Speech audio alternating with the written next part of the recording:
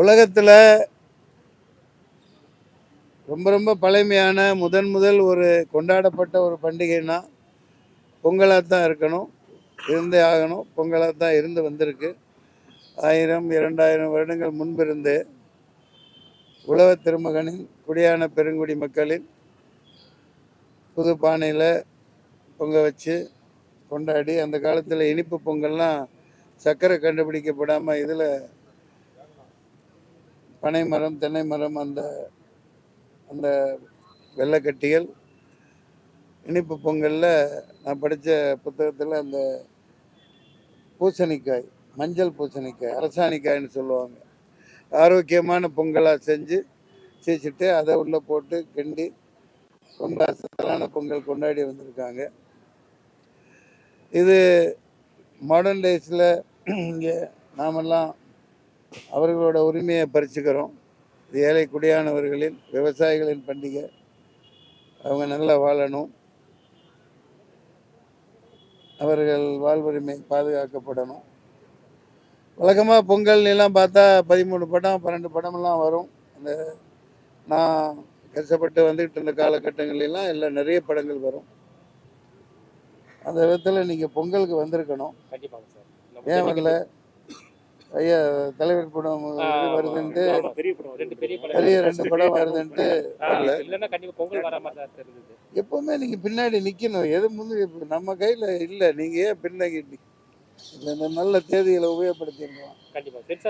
அந்த வகையில் எனக்கும் மன கஷ்டம். விஜய் படம் வந்து என் குடும்பத்தோடு போய் பார்ப்பேன். முதல் ஷோ இல்லாட்டி முதல் நாள் பார்த்துருவோம். குடும்பத்தோடு மொத்தமாக பார்ப்போம். முதல் நாள் பார்த்துருவோம். அந்த வகையில் இது ஜனநாயகன் பார்க்க முடியல. அதில் பல அரசியல் இருக்குது. அதை இங்கே பேச விரும்பலை. இவர் சும்மா வாங்க வந்து அந்த பச்சரிசி 2 கிண்டிட்டு போங்கன்னு சொன்னார். இங்கே வந்தால் உலகத்தில் உள்ள அனைத்து மீடியாவும் வந்திருக்கீங்க. அது சல்யூட்டிவ். பெரிய அளவுக்கு செலவு பண்ணி பண்ணுறாரு. முதல் தயாரிக்கிறாரு, இயக்கமும் செஞ்சுருக்காரு. சரவண சுப்பையோட நடித்த எல்லாம் எனக்கு பாக்கியம். இல்லை, நடிகர் தினேஷ் சொல்லணும்னா ரொம்ப ரொம்ப எளிமையானவர். அவர் இந்த சினிமாவுக்கே ஃபிட்டாகாத ஒரு மனிதர். அதாவது யதார்த்தம். நம்ம விக்ரம் இருப்பார். ஆனால் இது இன்னும் ஒரு விக்ரம் மாதிரி. அதாவது உள்ளுக்குள்ளே ஒன்றை வெளியே வச்சுட்டு பேசாது. குழந்தைய விட குழந்தை. ஆமாம், இப்போ வந்திருக்க வேண்டியவர் அந்த மதுரையில் பாரஞ்சித் படத்தில் ஒரு கெட்டப்பில் இருக்கனால வெளியே வரலன்னு சொன்னாங்க. உங்களை சந்திச்சதில் மகிழ்ச்சி.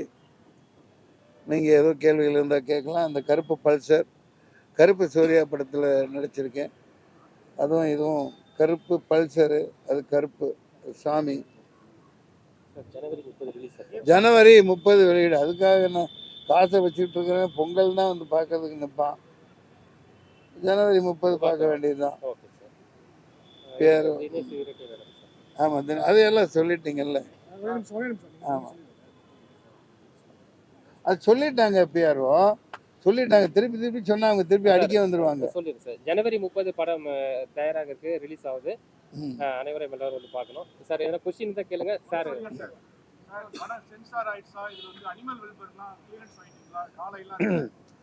அதான் வாங்கிட்டாங்க. நான் வந்து நடிக்க தான் செய்கிறேன். அனிமல் வெல்ஃபேரை பாருங்க, அது ஒரு பெரிய கதை. அது இங்கே தான் இருந்துச்சு, நம்ம அடையாறுக்கிட்ட. அந்த இதை திடீர்னு நைட்டாக ஹரியானா கொண்டு போய் வச்சுட்டாங்க. அதை கேட்க ஒரு நாயும் இல்லை. அனிமல் கூட கஷ்டமா தான் இருந்து வாங்குறதுக்கு. அப்புறம் படம் பார்த்துட்டு கொடுத்தாங்க. ஜல்லிக்கட்டு சம்பந்தமான கதை இல்லைப்பா. அது நம்ம சினிமாங்கிறது இந்தியாவுக்கு சென்னை தான், மெட்ராஸ் தான்.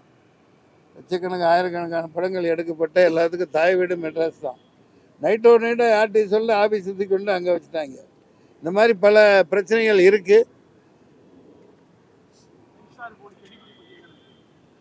அப்பா நான் எல்லாத்தையும் சொல்லிடுவேன். எனக்கு அவங்க சென்சார்லாம் பண்ண முடியாது. இப்போ சென்சார் போர்டுங்கிறது இருக்குது, எல்லாமே அனுபவிச்சிருக்கிறோம். வாழ்க ஜனநாயகம்னு ஒரு படம் நான் எடுத்து 94 95 3 தடவை கொண்டு போயிருக்கேன் பெட்டி. இங்கே அவர் பேர் என்னப்பா, ஞான ராஜசேகர் கொடுக்க மாட்டேன்ட்டு.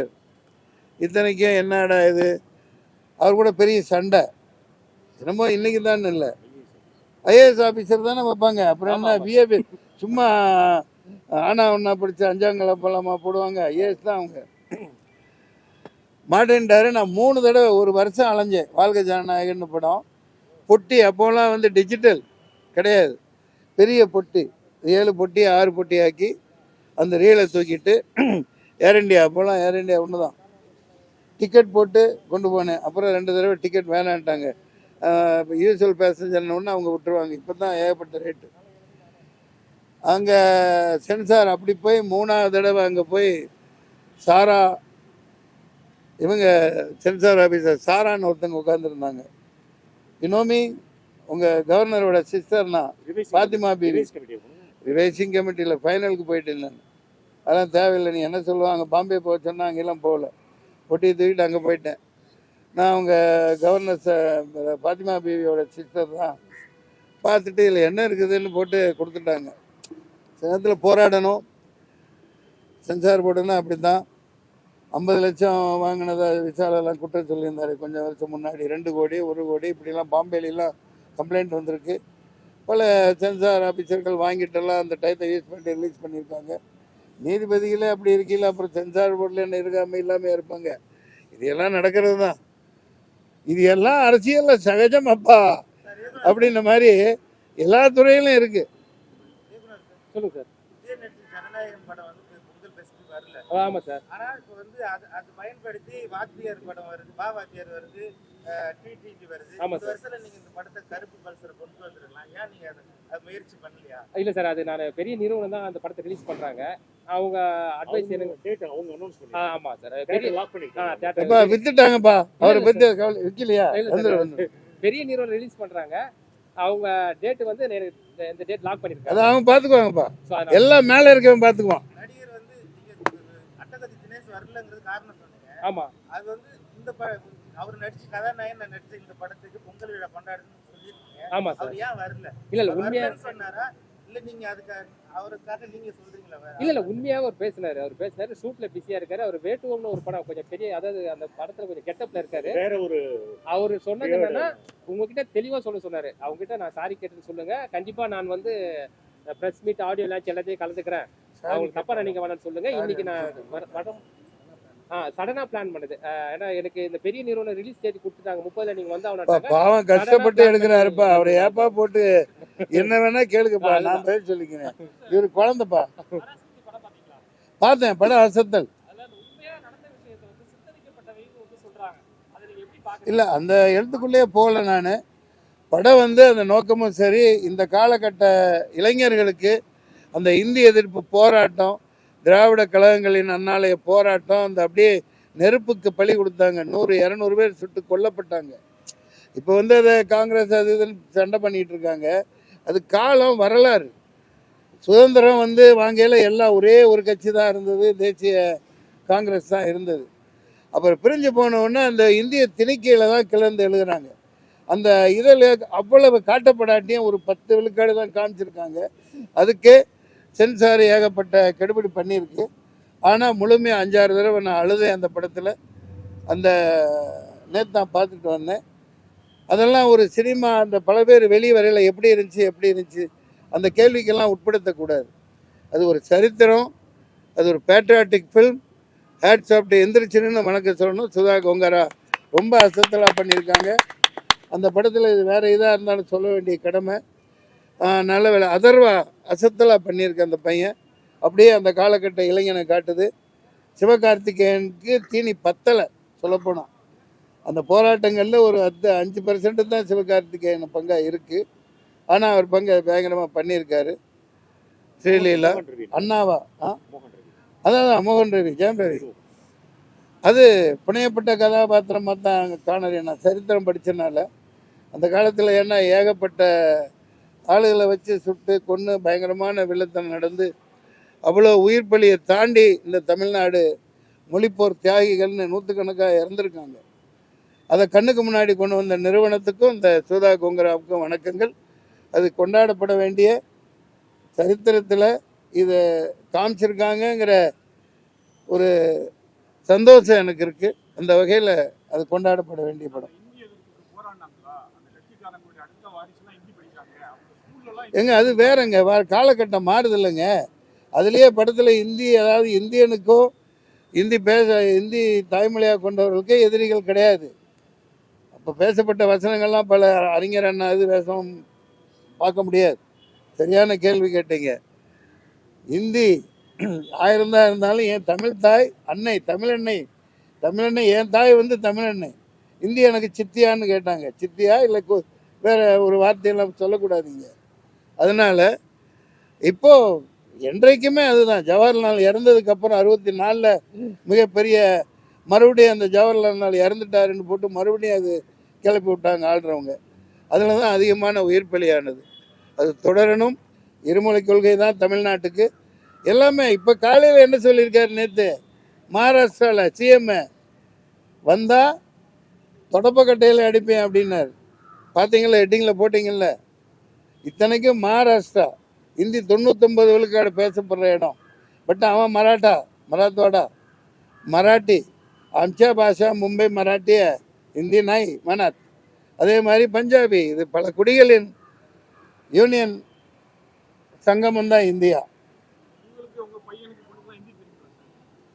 பையன்களுக்கு தெரியாது, வாய்ப்பில்லை. நான் 6-7 வருஷம் மகாராஷ்டிராவில் இருந்தனால, டெல்லியில் இருந்தனால நான் போய் சின்ன பையனாகவே போய் அங்கங்கே ஆக்டிங் கோர்ஸ் அது இது பண்ணி வியாபாரம் பண்ணனால கற்றுக்கிட்டேன். அதனால எந்த மொழிக்கும் எதிரானது இல்லைப்பா. இப்போ வந்து இந்த அலையன்ஸில் இருக்காங்க. இது அரசியல். நீ ஒன்றே அந்த இவர் மாதிரி பேசக்கூடாது. ஒரு 3 எழுத்து தலைவர் ஒருத்தர் ஒன்று 2 வரியில் இன்பிட்வீனில் படிச்சுட்டு அதெல்லாம் வேணாம். தமிழ்நாடுன்னு வந்தால் தாய் மொழி தமிழ் தான்.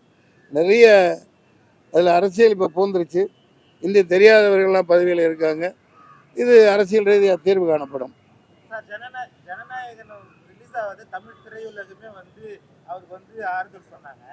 ஆனா விஜய் வந்து எந்த ஒரு அறிக்கையும் இது வரைக்கும் விடல. அது என்கிட்ட கேட்குறியப்பா, என்கிட்ட போய் கேட்குறீங்களே.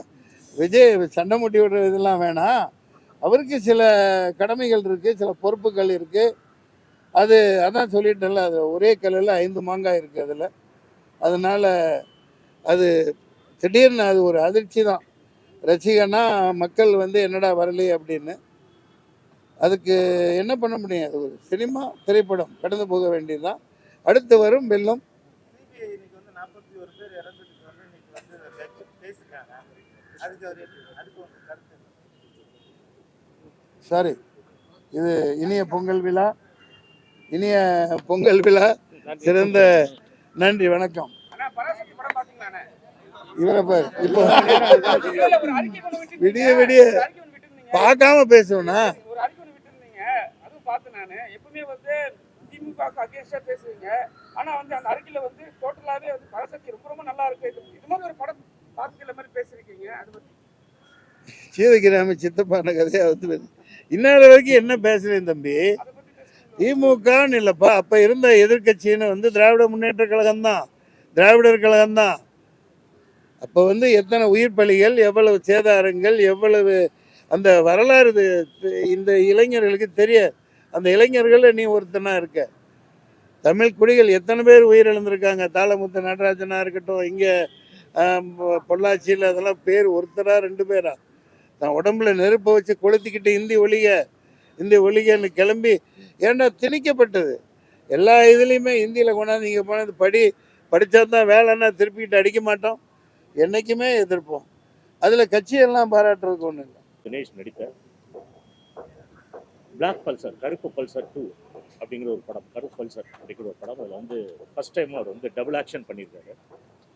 அதில் ஒரு முக்கியமான ரோல் இயக்குனர் முரளிகிருஷ்ணா எனக்கு கொடுத்தாரு. அவர் basically DFT student. Director Rajesh அவர்களுடைய உதவி இயக்குனர்.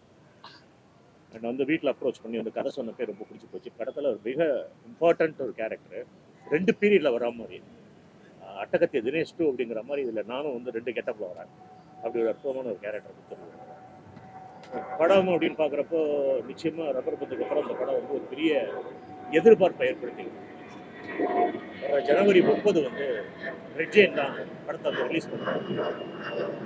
பெரிய திரையரங்குகள் கிடைச்சிருக்கு. படத்துக்கு நல்லா வரவேற்பு கிடைக்கிறது. பொங்கல் செலிப்ரேஷன் மூடு வந்து இந்த படத்தில் முழுக்க இருக்குது. ஜல்லிக்கட்டு காளையாக அந்த படத்தில் வந்து நடிச்சிருக்காரு தினேஷ். அவருடைய 2 கதாபாத்திரமும் இருவேறு பரிமாணங்கள் இருக்குது. அதுதான் அதில் பாராட்டத்தக்க ஒன்று. அதை வந்து டைரக்டர் ரொம்ப அழகாக ஹேண்டில் பண்ணார். தஞ்சாவூரில் தங்கி நாங்கள் ஒரு வாரம் ஜல்லிக்கட்டு மட்டும் எடுத்தோம். ரியல் ஜல்லிக்கட்டுலேயே கேமரா கொண்டு வச்சு அசிஸ்டன்ட்ஸோட வெயிட்டி சட்டையெல்லாம் கட்டிக்கிட்டு கூட்டத்தோட கூட்டம் ஓட்டிட்டு இந்த படத்தை அவர் ஷூட் பண்ண விதம் வந்து ரொம்ப அருமை. அந்த எபிசோட்ஸ்லாம் அந்த ஃபுட்டேஜஸ்லாம் ரொம்ப நல்லா வந்திருக்கு.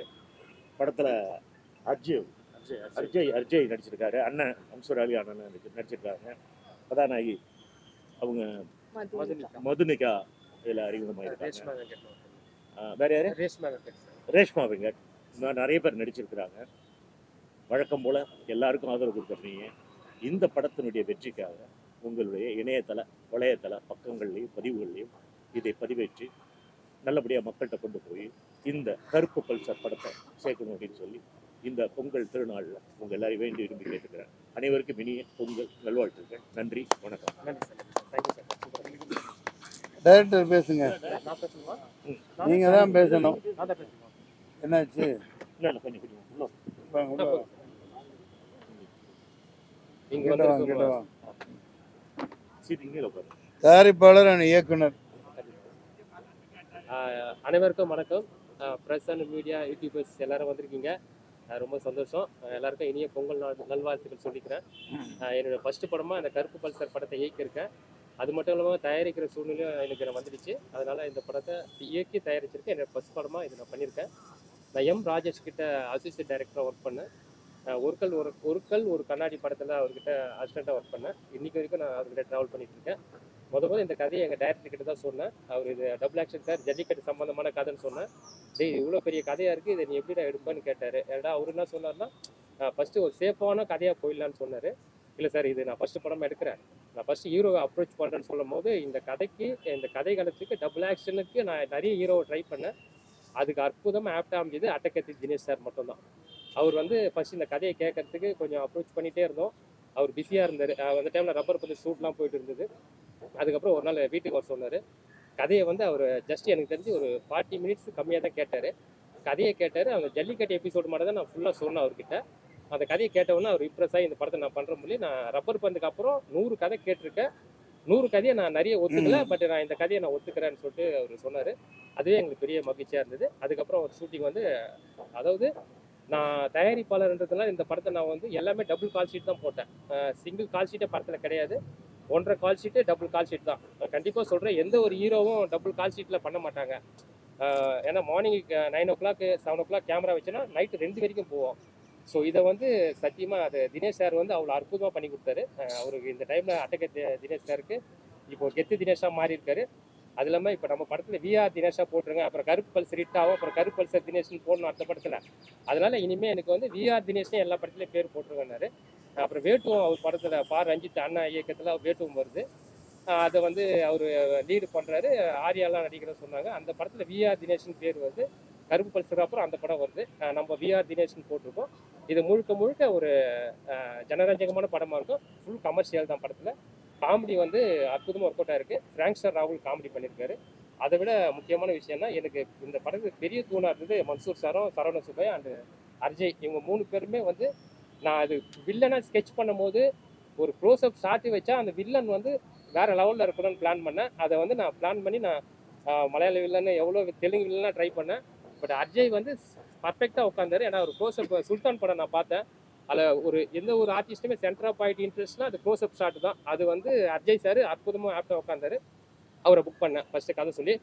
அவரும் டக்குன்னு பிடிக்க முடியல. அப்புறம் அவரும் ஒத்துக்கிட்டாரு.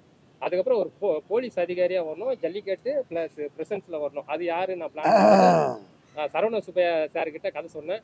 அவரும் கேட்ட வார்த்தை. ஆனால் அவர் ஒரு சிட்டிசன் மிகப்பெரிய வெற்றி படம், பெரிய ஒரு கண்டென்ட் உள்ள படத்தை இயக்கியிருக்காரு. அவரு கேட்ட கவர்ஸ் இது இவ்வளோ பெரிய கண்டென்ட்டாக இருக்குது, ஜல்லிக்கட்டு ஃபஸ்ட்டு படமாக தோடுறீங்க, வேறு இதில் பெரிய இஷ்யூலாம் வைக்கிறீங்க, இது ஹேண்டில் பண்ண முடியுமான்னு கேட்டார். தினேஷோட 2வது படம் விசாரணைக்கு அப்புறம். விசாரணைக்கு அப்புறம் சாருக்கு 2வது படம். அவர் கேட்ட கொஸ்டின் இது பெரிய கண்டென்ட்டாக இருக்குது, பண்ணுறீங்களா தம்பின்னு கேட்டார். சார் நான் ராஜேஷ் சார்கிட்ட ஒர்க் பண்ண அனுபவம் இருக்குது, கண்டிப்பாக நான் பண்ணிட்டு வரேன். அதுக்கப்புறம் எங்கள் டேரக்டர் கிட்ட கற்றுன திரைக்கதையில் ஃபர்ஸ்ட் ஹாஃப் ஃபுல்லாக காமெடியாகவும், செகண்ட் ஹாஃபில் தான் அந்த ஜல்லிக்கட்டை வச்சு நான் பிளான் பண்ணி பண்ணேன். அப்புறம் சரவண சுப்பையா ஸ்பாட்டில் பார்த்துட்டு, தம்பி ஒரு பெரிய டேரக்டர் ஒரு 3 பேர் சொன்னார், சொல்லிவிட்டு இவங்க லிஸ்ட்டில் நீங்கள் வந்துடுவீங்க தம்பின்னாரு. சார் அது ரொம்ப நன்றி சார். அதுக்கப்புறம் அது ரொம்ப தேங்க்ஸ் சொல்லிக்கிறேன். அதெல்லாம் விட முழுக்க இந்த படம் ஃபுல்லாக வரவர் யாருன்னா சார் மன்சூர் சார் தான். அவருக்கு ரொம்ப நன்றியை தெரிவிச்சுக்கிறேன். ஏன்னு கேட்டால் ஒரு நாளைக்கு டபுள் கால் ஷீட் தான். சாரி, டபுள் கால் ஷீட்டில் போகும்போது சாரை கேரவன் நிற்க, கேரவன் உள்ள ஏற்றவே விட மாட்டேன். ஸ்பாட்லேயே தான் நிற்கணும் உட்காரணும். அவர் சொன்ன வார்த்தை, டேய் இது வரைக்கும் எந்த டேரக்டரும் இவ்வளோ வேலை என்ன வாங்கலடா, கேரவனை பார்க்க தான் வைக்கிறேன்டி உள்ளே ஏற்றவே விட மாட்டேன்னு சொல்லிட்டு என்னை போடுன்னு போடுவார். இருந்தாலும் எனக்கு செம்மையாக ஒரு, அதாவது எந்த ஒரு ஆர்டிஸ்ட்டுமே டே நைட் பண்ண மாட்டாங்க. இவ்வளோ பேர் ஆர்டிஸ்டில் அவ்வளோ கஷ்டம். ஆனால் இந்த படத்து கதைக்காகவும் நான் ஜெயிக்கணுன்றதுக்காகவும் டீமாக எனக்கு ஒர்க் பண்ணி கொடுத்தாரு. மன்சூர் சாருக்கு இந்த டைம் நன்றி சொல்கிறேன். அப்புறம் ஹீரோயின்ஸ் மதுனிகா, தேங்க்யூ மதுனிகா. அப்புறம் ரேஷ்மா வெங்கட், அவங்களுக்கும் நன்றி தெரிவிச்சுக்கிறேன். இந்த இடத்துல வந்து ரேஷ்மா வெங்கட்டும் ஷூட்டில் இருக்காங்க, ரொம்ப வருத்தப்பட்டாங்க. அட்டகை தினேஷ் சார் மார்னிங் லைனுக்கு வந்தார். முரளி நீங்கள் நல்லபடியாக அதை பொங்கல் செலிப்ரேஷனை பண்ணுங்கள், நான் ப்ரெஸ் மீட்டு ஷோ அந்த ப்ரெஸ் ஷோலாம் கலந்துக்கிறேன் உங்ககிட்ட சொல்ல சொன்னார். கண்டிப்பாக ரப்பர் பந்துக்கு அப்புறம் இந்த படம் அவருக்கு வருது. நடுவில் அவர் படம் ஒன்று வந்தது, அந்த படம் கலையரசன்லாம் பேரா பண்ணாங்க. பட் இந்த படம் முழுக்க இவர் மட்டும் தான் ஹீரோ, டபுள் ஆக்ஷன் பண்ணியிருக்காரு. ஸோ அப்புறம் ரப்பர் பந்துக்கு அப்புறம் அவருடைய கெத்து வந்து இந்த படத்தில் கன்னியூ ஆகுது. ஸோ அதை தெரிவிச்சுக்கிறேன். அதான் தினேஷ் சாரோட படமாக இதை நினச்சி நீங்கள் இது பண்ணுங்கள். அவர் கண்டிப்பாக அடுத்து மீட்டிங்கில் ப்ரெஸ் மீட்டு and YouTube press meet and press show எல்லாத்துக்கும் வந்துடுவார். ரொம்ப நன்றி சார், கை தட்டி முடிக்க சார். ரொம்ப நன்றி. தொலைக்காட்சி வந்து அனைத்து தொலைக்காட்சி இணையதள நண்பர்கள், யூடியூபர்ஸ் எல்லாருக்கும் ரொம்ப நன்றி தெரிவிச்சுக்கிறேன். ஒரு ஃபர்ஸ்ட் டைரக்டராக வந்திருக்கேன். அது இல்லாமல் தயாரிப்பு ரொம்ப சவாலாக இருந்தது. ரெண்டுத்தையும் ஏற்று பண்ணதுக்கு எனக்கு சப்போர்ட் பண்ணுங்கள். ரொம்ப நன்றி. அடுத்தடுத்து கொஞ்சம் சப்போர்ட் பண்ணி கொடுங்க. எல்லாருக்கும் நன்றி தெரிவிச்சுக்கிறேன். நன்றி. பொங்கல் வாழ்த்துக்கள். பேசு மதுனிகா, பேசு. வணக்கம் எல்லாருக்கும். வந்திருக்க ப்ரெஸ், மீடியா, சேனல்ஸ் எல்லாருக்குமே வந்து என்னோட இனிய பொங்கல் நல்வாழ்த்துக்கள்.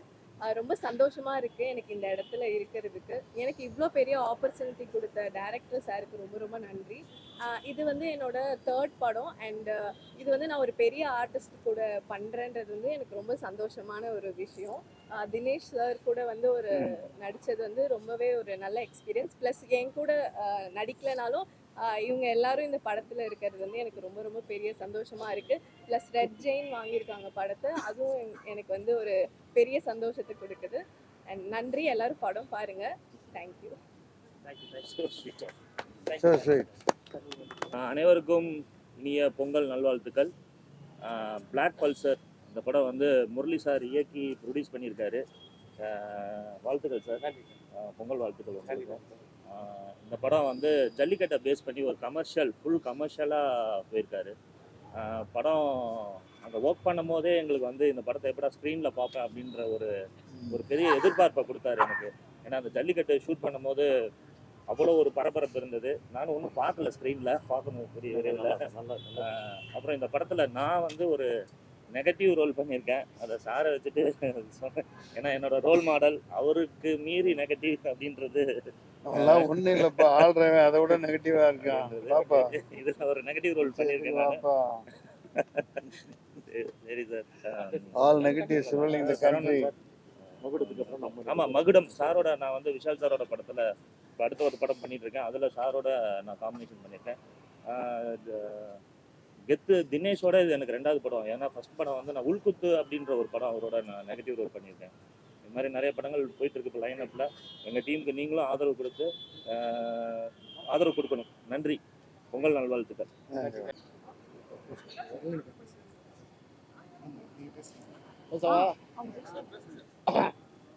அனைவருக்கும் வணக்கம். கருப்பு பல்சரின் இனிய பொங்கல் நல்வாழ்த்துக்கள். இந்த கருப்பு பல்சர் பொங்கல் முடிஞ்சு ஒரு இனிப்பான ஒரு சினிமா பார்த்த ஞாபகப்படுத்தும் இந்த பொங்கல். ஜனவரி 30ஆம் தேதி வருது. எல்லாருமே வந்து இந்த படத்தை பாருங்கள். ஒரு பொங்கல் சாப்பிட்ட மாதிரி ஒரு ஃபீல் உள்ள ஒரு படமாக இது அமையும். அதுக்கு என்னோட வாழ்த்துக்கள். இவங்க பார்ப்பாங்க, மக்களை பார்க்க வைக்க சொல்லுங்க. ஆமாம், மக்களை நீங்கள் பார்க்க வைக்க சொல்லுங்கள். நான் சொல்லிக்கிட்டு இருக்கீங்க. இந்த படத்துக்கு உங்களோட சப்போர்ட்டை முழுசாக இன்னும் அதிகமாக ப்ரெஸ்ஸோவில் பார்த்த நீங்கள் எல்லாமே இதை வந்து பளிச்சுன்னு சொல்லிடுங்க. எங்களுக்கு ஒரு உதவியாக இருக்கும். நன்றி, சந்தோஷம். பொங்கல் வாழ்த்துக்கள். திருநாள் நல்வாழ்த்துக்கள். கருப்பு பல்சர் படத்தில் வந்து நான் ஹீரோயினியோட அம்மாவாக பண்ணியிருக்கேன். எனக்கு வாய்ப்பு கொடுத்த டைரக்டர் முரளி சார், அதில் ஒர்க் பண்ண கேமரா டெக்னீஷியன் அனைவருக்குமே என்னுடைய நன்றியை நான் ஃபஸ்ட்டு தெரிவிச்சுக்கிறேன். நான் நிறைய படங்கள் பண்ணாலும் ஒவ்வொரு படமும் இதுலையாவது வெளியில் தெரிஞ்சிட மாட்டோமா அப்படின்ற ஒரு ஆர்வத்தோடு தான் இன்னும் நான் ஓடிட்டுருக்கேன். இந்த படம் கண்டிப்பாக எனக்கு மட்டும் இல்லை எல்லாருக்குமே திருப்புமுனையாக இருக்கும் அப்படின்றது நான் நம்புகிறேன். மக்களாக்கி நீங்களும் எங்கள் எல்லாருக்கும் சப்போர்ட் பண்ணுங்கள். சார் கூடலாம் நான் சேர்ந்து நடிக்கலையே தவிர அவங்க நடித்த படத்தில் நான் நடிச்சிருக்கேன் அப்படின்றதுல எனக்கு ரொம்ப ரொம்ப மகிழ்ச்சி. நன்றி சார். உங்கள் அனைவருக்கும் இனிய தை திருநாள் நல்வாழ்த்துக்கள். நீங்கள் தான் அவங்களா இங்கே வந்ததுக்காக ரொம்ப நன்றி. கருப்பு பல்சர் படத்தில் நான் தினேஷ் சாரோட தங்கச்சியாக நடிச்சிருக்கேன். என்னோட பேர் ரேகா குமணன். எனக்கு வாய்ப்பு கொடுத்து எனக்கு நிறைய சப்போர்ட் பண்ண முரளி சார் அண்ட் டீமில் இருக்க எல்லாருக்குமே ரொம்ப நன்றி. தினேஷ் சாருக்கு மட்டும் தங்கச்சியாக இல்லாமல் இந்த டீம்லேயே என்னை எல்லாருமே அப்படி தான் நடத்துனாங்க. என் பேரே யாருக்கும் தெரியாது. செட்லேயே வந்து எல்லாரும் தங்கச்சி தங்கச்சி அப்படின்னு தான் சொல்லுவாங்க. ஸோ ஃபுல்லாக சப்போர்ட் அண்ட் லவ் எல்லாமே கிடச்சிது. இது என்னோட ஆக்சுவலாக நான் நடித்தப்போ இது என்னோட முதல் படம். ஸோ அப்போ அந்த சப்போர்ட் ரொம்ப தேவையானது. அது எல்லாமே கிடச்சிது. ரொம்ப நன்றி சார். பேசணுமா? நன்றி.